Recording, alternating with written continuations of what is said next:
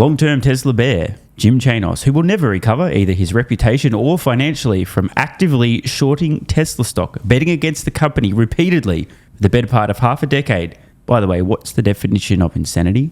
Doing the same thing and expecting different results? Not sure Jim's learned that one. Sharing his thoughts on Tesla and autonomy, which is going to be rather interesting. I haven't watched this yet, but I've spotted the chapter title, The Outlook for Tesla and Robotaxis. Now, if Jim says anything other than Tesla won't ever have robotaxis, ever, because they are just a car company, hence that's why I was shorting them, because the stock was massively overvalued, because they're just a car company, only a car company, and robotaxis aren't even going to be real. If he says anything other than that, if he acknowledges that robotaxis might in fact exist at all, that would be a tacit admission that his entire thesis regarding Tesla was probably completely wrong. Now, Jim has a pretty good sense of humour about having his financial anus ruined by shorting Tesla stock, so I've got to give him credit for that. But I also have to point out that historically, this guy simply has not understood Tesla. And as a longtime skeptic of Tesla, I'm curious to get your Right. She couldn't even keep a fucking straight face when mentioning he was a long-term skeptic. So let's see what he's got to say. Take on the very public breakup between Elon Musk and President Trump. Musk is now saying that he has some regrets over his comments, and he also says that they went too far. Does this drama change Tesla's narrative or prospects in any material way? So before Jim answers, the obvious answer is no. And I'm sure Jim's going to say that. He's not totally brain dead. Some verbal jousting between Musk and Trump a week or so ago makes zero difference to Tesla, zero difference to their technology, zero difference to their products. Totally irrelevant. Yeah, it was all at the end of the day a big never mind, right? Look, I think that depending on how this all came about, and there's all kinds of stories, and who knows, certainly everyone is going to tell their side of the story. The fact of the matter is it does look like the legislation, with a lot of benefits for EVs and solar, is going to change that dynamic dramatically. And that does have a material effect on Tesla's businesses, both in the auto credits for their customers, $7,500 each, the so-called ZEV credits, the emissions credits that they sell for cash, that looks like it may be going away, and then a variety of possible IRA credits and certainly solar credits for their Solar City subsidiary. So there's a lot for them to lose in the House legislation. It may change with the Senate, and with compromise, we'll have to see. But when we get past all the personal stuff and kind of all the craziness from last Thursday, there's some real impact in the legislation. And it doesn't appear that the White House is backing down on that. Right. I mean, Elon Musk and his executives over at Tesla have also been promoting videos showing a driverless Tesla on the streets of Austin. And of course, that's a hint that their Robotaxi launch will move forward, I believe, at the end of this month. Does that remove some of the concern about the legislation that takes away some of those tax credits and tax benefits that... So, looking forward to hearing Jim's response here. All of the stuff he mentioned, in isolation, certainly not a positive for Tesla's bottom line. But of course, as we know, Tesla doesn't exist in a vacuum. So anything that may impact Tesla slightly negatively, EV tax credits going away, incentives, subsidies, zero-emission vehicle credits, will be financially devastating for companies trying to compete with Tesla selling electric vehicles today, losing money doing so. They need all the help they can get. And if all the help they're getting goes away, Tesla will still make it, but their so-called competition rests in fucking peace. However, all of this is an irrelevant sideshow compared to the financial transformation Tesla will undergo on the back of autonomy. So let's see if Jim's willing to accept that robotaxis, the profits from that business, will dwarf everything he's just spoken about. Actually, I forgot. Jim's supposed to say, no, robotaxis don't even exist. Those videos are fake. Tesla's just a car company. That's why I was shorting them. That's why I still don't like the company. Tesla has enjoyed? Well, I mean, I think almost everyone at this point agrees that the company is not being valued for its auto operations. It would be trading at $30 or $40 a share, not 300 and something. So the two pillars or three pillars that it rests on are autonomous driving, related robotaxis, and then the Optimus robot line. Bro, this is wild to hear these words coming from Jim's mouth.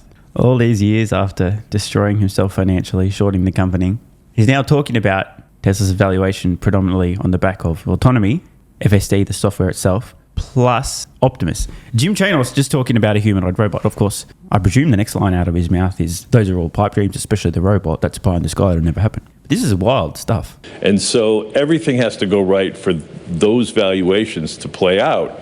We'll see. I mean, Robotaxi, yesterday there were images of a Robotaxi in Austin, but what no one talked about was the trailer car right behind it. So I did see that. So does that mean there's two cars for every Robotaxi? And there was a driver in the second car, and so... This is really funny. So the video they're referring to appeared to have a chaser car or a trailer car, as Jim's describing. Tesla's still testing and validating their service before they roll it out to commercial users, e.g. customers in Austin. Kind of crazy not to have on the early tests at least somebody from Tesla following the vehicle just to make sure that if it gets stuck, they can jump in and take over. Right? Like, duh. But this is a pretty absurd idea for Jim to suggest. Does that mean every Tesla Robotaxi is going to have somebody following it? Bro, they're still testing. In his statements, though, a tacit acknowledgement that Tesla had a driverless vehicle operating in Austin. But don't worry, because someone from Tesla was in a vehicle behind it, so they're not real Robotaxis. I mean, and the cost model for this, people are using absurdly low numbers for the cost per mile, not understanding the cost for redundancy and safety, as well as self-insurance and a lot of other costs that aren't in people who are bullish in their models.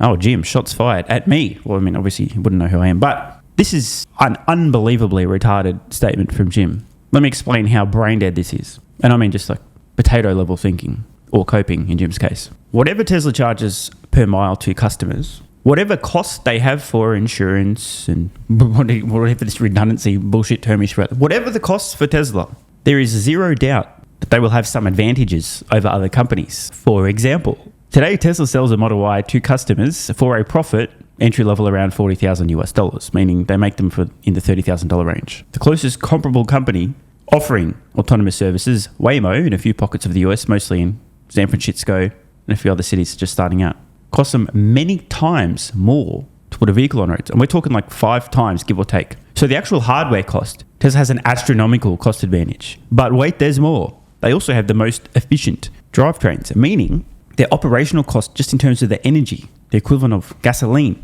is lower than any other vehicle, especially any other vehicle operating autonomously.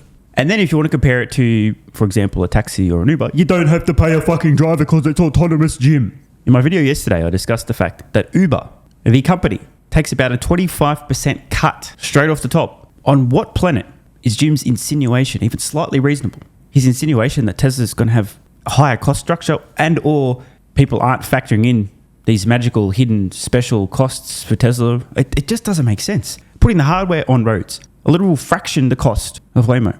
And then, so a driverless, right, we just talk about robotaxis, right? Tesla's a massive cost advantage on the hardware and also a cost advantage on operation due to energy efficiency of the drivetrain. And then contrasting with human-driven ride-hail, they don't have to pay a fucking driver, brother. What are you talking about, Jim? Still have to underscore the fact that it's kind of wild that now he's suddenly acknowledging this is going to be a real business, but the costs, there's lots of costs involved. So we'll have to see. And as for autonomy, I mean, full level 4, level 5 autonomy, I mean, they've been promising it for 10 years now, but they're still at level 2, just like everybody else. I maintain by 2030 or so, every car is going to have level 4 or 5 autonomy. It's going to be a standard feature, like cruise control is now, or anti-lock braking. How interesting. Jim happily acknowledging now Tesla will have autonomy, but don't worry because everyone else will have autonomy in the future too. That being said, he is actually right on the timing. Who knows exactly how long it takes. But Jim, I have a question for you. Do you think that every company attempting to compete with Tesla when it comes to autonomy is going to solve the problem themselves? Invest hundreds of billions of dollars building out a fleet of vehicles and also invent a time machine to go back 10 years to start collecting data at a comparable pace from a comparable point in time as Tesla? Poach a bunch of Tesla's talent, build their own teams, their own infrastructure, buy their own AI training compute, get their own data flywheel, have customers essentially buy products, collect and train the software on your behalf. Is that how this is going to happen, Jim? Or is it possible that there may be a leader in terms of this software and companies that would like to remain solvent rather than investing hundreds of billions of dollars and going bankrupt trying to catch up with Tesla and also needing to invent a time machine will just go, hey, Tesla, can we license your FSD tech, please? Thank you. So I think, at that point, you're then kind of relying on the robots. Let's talk. Bro, Tesla broke this dude. So his essential argument there is, well, everyone's going to have autonomy and it's basically going to be a free feature. Therefore, Tesla won't make any money with autonomy because everyone else is going to have it and it's going to be free anyway. So obviously, the only way the company's valuation could ever make it sense in the future is if they're successful with the humanoid robots. But of course, a few years from now, when that's scaling like crazy, Jim's going to be saying, well, everyone's going to have a humanoid robot out and the cost's going to go to zero soon. So now what are they going to do? Oh, this is hard to watch. And just to be clear, Jim, I'm not laughing with, but at you. Some next level cope here. Now, if you guys want to dig through the archives and listen to Jim Chanos embarrass himself regarding Tesla and admit he was actively shorting the company despite getting destroyed repeatedly, I'll tell you what, the guy's actually insane. Feel free. There's plenty of archival footage online. But I just wanted to share a really short clip. 3rd of April, 2020, aka $32 per share split adjusted. Tesla, as I record this, 325, so a literal 10x. 10x from that point. And you can see on screen, see this right here on screen, that right there, and then ripping to the moon. Short pullback, then ripping even higher. 3rd of April 2020, Dim Chanos said this. When it goes your way, we are still basically maximum short Tesla. It's still one of my favorite positions. Nothing's changed in my viewpoint here. This is a car company. It will lose money again this year. Yep. Just prior to Tesla's all-time surge, one for the ages, a 10x almost instantly. The guy's doubling down on a short position, still basically a maximum short, as in within their parameters for their fund. Can't have a single short position more than a certain percent, right? They were maxing out Tesla short position right before it absolutely mooned. He continues to add, it's a car company, and also predicts that Tesla would be losing money, although, that didn't age very well. They started printing money, hence the stock headed to the moon. Just over half a decade later, though, and now suddenly Jim's on air talking about, well, yeah, everyone's going to have robotaxis. Kind of weird.